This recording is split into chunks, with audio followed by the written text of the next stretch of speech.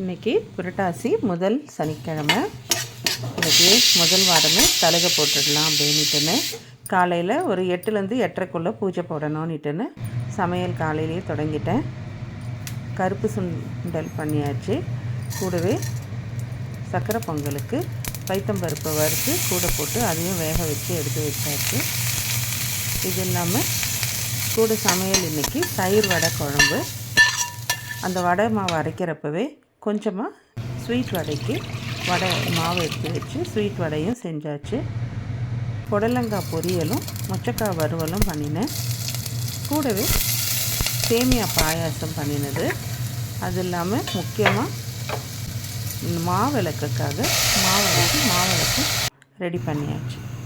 சாதமும் வெந்துருச்சு. இப்போது தயிர் வடை குழம்புக்கு வதக்கி அரைச்சி அதையும் ரெடி பண்ணி சமையல் தொடங்க வேண்டியது தான். எல்லாத்தையும் சீக்கிரமாக முடிச்சுட்டு பூஜைக்கும் எல்லாம் ரெடியாக வச்சுருக்கு. போய் சாமியை அலங்காரம் பண்ணி பூஜை பண்ணணும். வாங்க ஃபாலோ பண்ணுங்கள்.